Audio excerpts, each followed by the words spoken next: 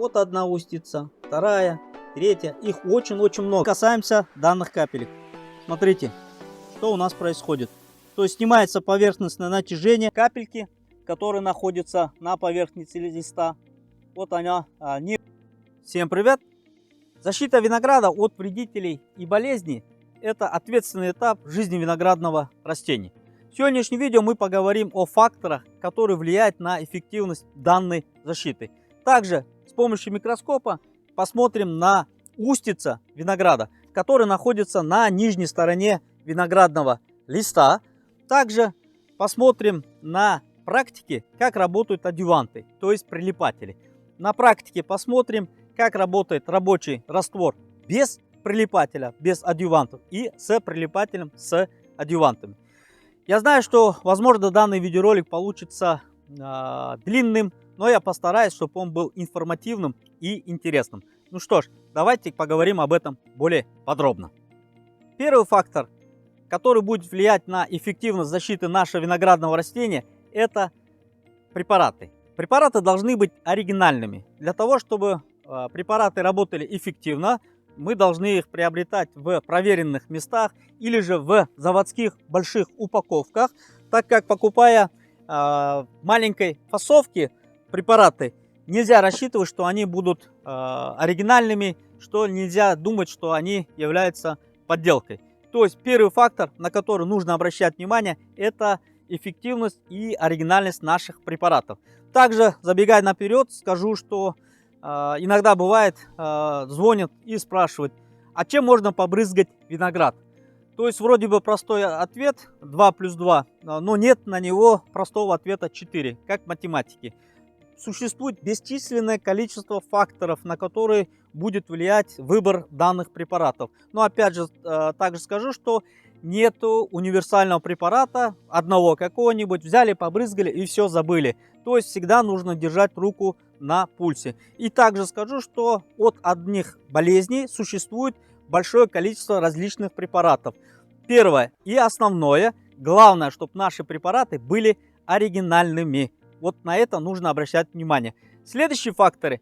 Если взять наши препараты, то их условно можно разделить на две группы. Одна группа это контактные препараты, другая системные. Так вот, контактные препараты предполагают, куда они попали на виноградное растение, там они и работают. А вот системные препараты мы должны каким-то образом внести, эффективно внести внутрь виноградного растения, чтобы она его защищала изнутри. О следующих факторах: погода и время, на котором нужно обязательно учитывать внимание. На погоду обращаем внимание, прежде чем наносить наши препараты, проводить профилактическую обработку, мы должны учитывать, что хотя бы часа 4 после нашей обработки не было бы осадков, так как осадки смоют наши препараты и эффективность будет намного снижена. Следующий это ветер. Если при большом ветре, после того, как мы нанесем наш препарат, то есть она не будет находиться достаточное количество времени в жидком виде, она быстро высохнет, также сама эффективность обработки падает. Время, которое нужно обращать внимание, предполагается, что мы должны проводить профилактические обработки с интервалом времени. То есть если препараты работают, условно говоря, 2 недели, и через 2 недели мы должны продолжить обработку данными препаратами, так как нужно обращать внимание, если действие препарата закончилось, нужно проводить защиту нашего виноградника. Следующий момент это времени суток, при котором проводится обработка. Считается наиболее эффективными ранние утренние часы или поздние вечерние. Лично я предпочитаю обрабатывать позднее вечернее время, так как в это время создаются наиболее оптимальные условия в моем конкретном случае, то есть в моем конкретном винограднике. То есть в это время и ветер стихает, и температурные показатели падают, и также устанавливается оптимальная влажность. То есть вечернее время наиболее эффективно конкретно в моем случае. Следующий момент, на который нужно будет обращать внимание, это качество воды, из которого будет состоять рабочий раствор. Так вот, от качества воды также самое будет зависеть эффективность наших обработок не в меньшей степени, чем от оригинальных препаратов. Если мы качество воды будем игнорировать, то эффективность обработки будет падать. Вот об этом и я поговорю более-менее подробно. Так, на какие показатели и на какие параметры воды нужно обращать внимание? Первое, это температурные показатели. Тут более-менее понятно. Плюс-минус 20 градусов. То есть взяли градусник, померили. Здесь можно его убрать в сторону. Следующие показатели, которые важны, это pH, кислотно-щелочной баланс воды, и EC. Так вот, на что влияет кислотно-щелочной баланс? Прежде всего, производители лекарств предполагают, что при разведении в рабочем растворе наши препараты должны разводиться при pH 5,5-6,5. Если выйти за эти показатели, эффективность работы наших препаратов резко снижается. То есть она просто деактивируется. То есть этот момент тоже нужно обязательно учитывать. Запоминаем: 5,5-6,5 pH. То есть, смотрите, качество воды, которую мы используем обычно, это вода или из скважины, или из колодцев, или из речки, или дождевая вода. Так вот, у всех перечисленных мной ассортимента воды pH больше, чем 6,5. То есть это измеряется с помощью вот такого ТДС EC-метра. То есть измеряется качество воды. К примеру, я сейчас могу вам продемонстрировать. К примеру, это вода из скважины, а это вода из обратного осмоса. Давайте посмотрим на показатели pH. Для измерения берем ТДС-метр, включаем его и меряем в первую очередь это вода из обратного осмоса. Сейчас показатели немного будут падать вниз, снижаться. Я не буду вас утомлять, но я скажу, здесь примерно показатели около 7,5. А показатели воды из-под скважины видим так же самое, около 7,8. Это очень много. При помощи обычной лимонной кислоты, и при помощи вот такого прибора мы должны pH рабочего раствора опустить в пределы 5,5-6,5, чтобы когда мы будем разводить наши препараты, чтобы их параметры и эффективность не снижалась. То есть вот на этот момент нужно обращать обязательно внимание. Следующий показатель, на который также самое нужно обратить внимание, это показатель EC.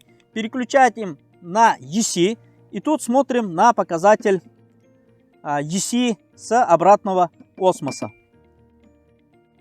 Видим здесь, около, смотрите, 90, показатели начинают падать. Примерно, около будет 95, 95-98. А теперь смотрите, какой же показатель имеет вода из скважины. Здесь показатель примерно 1200 и больше. На что это влияет? То есть это электропроводность воды. Давайте я вам скажу так. В природе наши виноградные растения соприкасаются исключительно с дождевой водой. Вот вы можете здесь наблюдать, прошел небольшой дождик, капли воды. То есть в природе наши виноградные листья, да и не только виноградные листья, они сталкиваются только с водой. Там нету воды из скважины или из речки, то есть она не касается. То есть природно так уже устроено наше виноградное растение. Так вот, показатели EC у дождевой воды тоже в пределах где-то около 40-35. То есть будет зависеть от того, в какую емкость вы их будете набирать. А мы хотим ее взять воду из скважины, добавить еще туда химические препараты, и чтобы виноградный лист не стрессовал. Так вот, касаемо показателей EC, электропроводности, скажу, что коллега Злой Виноградарь снял замечательный видеоролик, полностью обоснованную и на научных исследованиях ведущих виноградарей. достаточно хороший информативный видеоролик. Я ссылочку в первом комментарии закреплю. Кому интересно, зайдите, посмотрите. То есть, если говорить в двух словах, то если превысить в различные стадии, они показатели EC разные.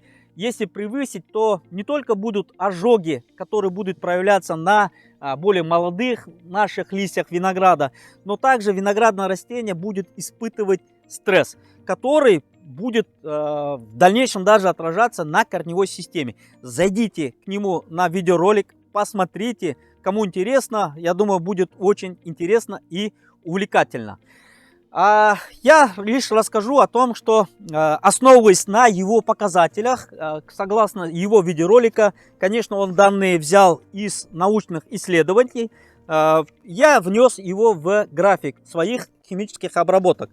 То есть, еще раз скажу, что не существует идеальных препаратов. Это конкретно те препараты, которые я выбрал, и они работают у меня конкретно в моих условиях.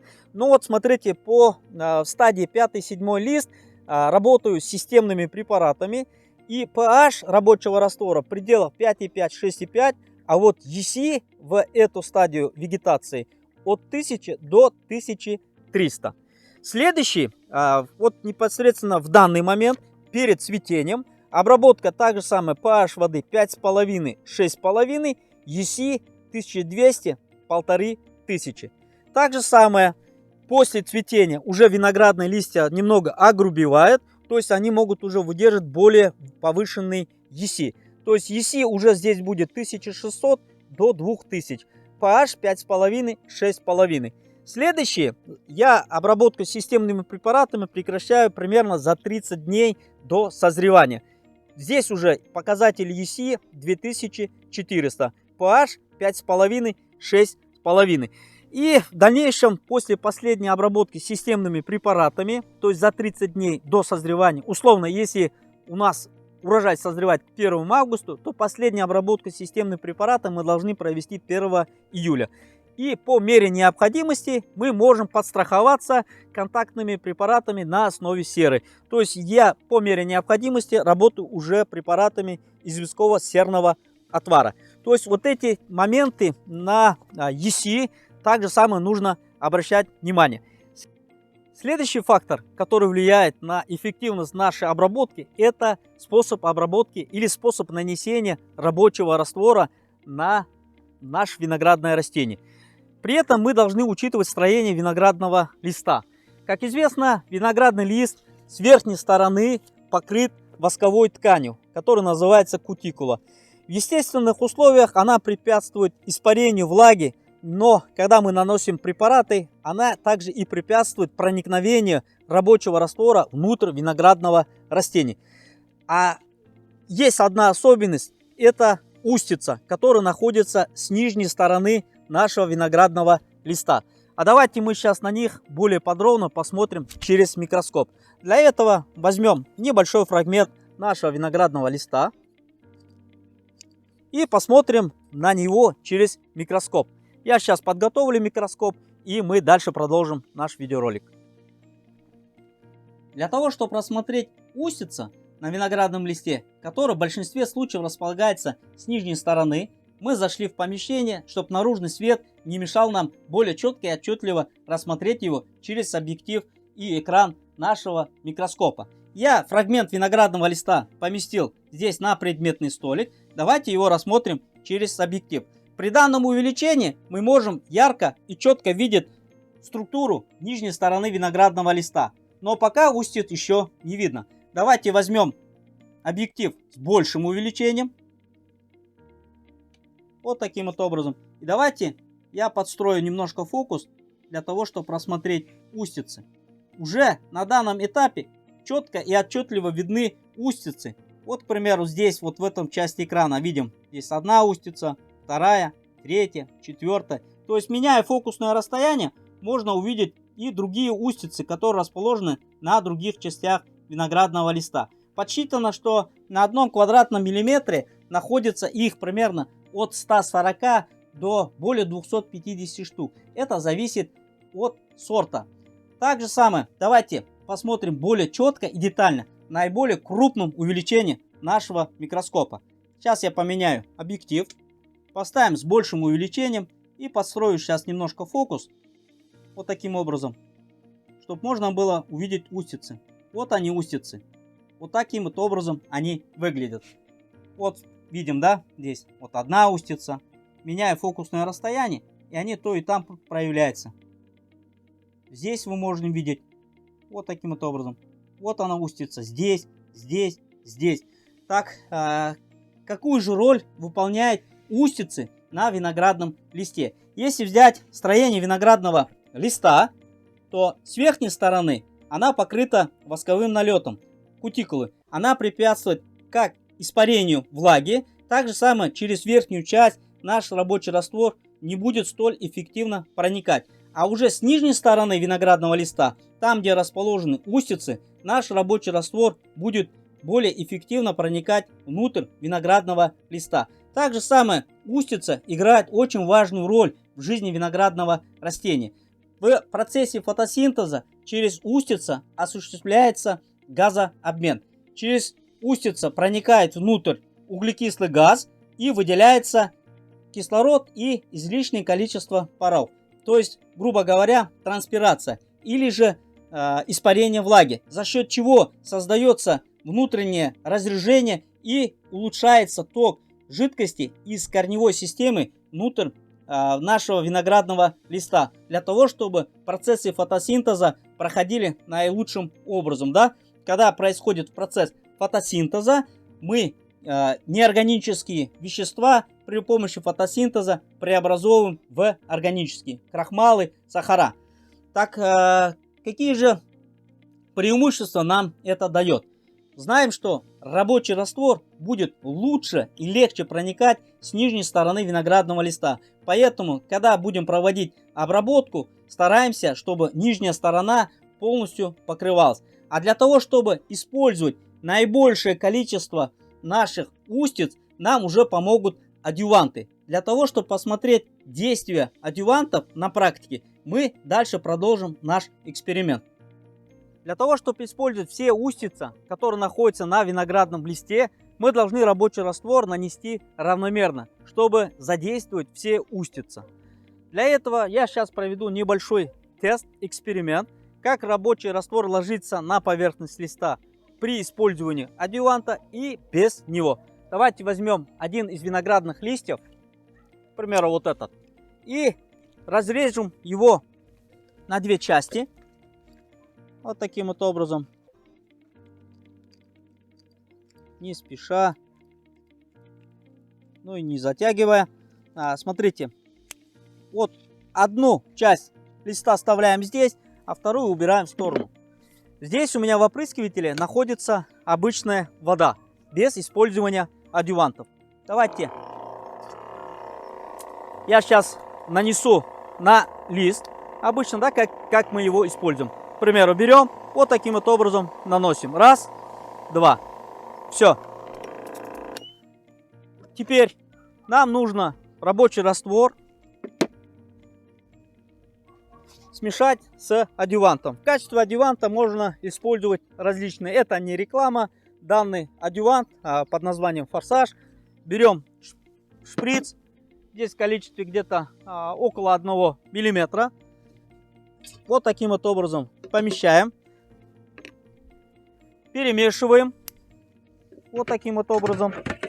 И также нужно включить опрыскиватель и перемешать.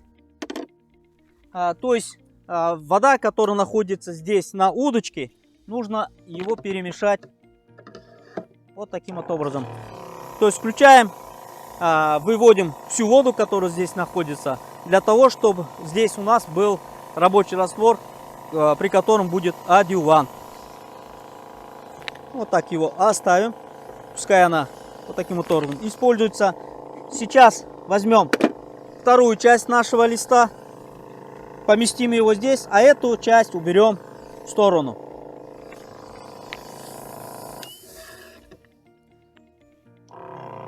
Да, вот берем и вот таким вот образом наносим наш рабочий раствор. Давайте теперь сравним две половинки одного листа. как же это будет выглядеть в сравнении. То есть здесь у нас лист находится без использования адъювантов, а здесь у нас с использованием адъювантов. Я думаю, вам видно, да, что здесь крупные капельки, которые находятся на поверхности листа. Вот она не полностью покрывает всю поверхность листа. А здесь, видим, она тоненьким слоем полностью покрывает всю поверхность листа.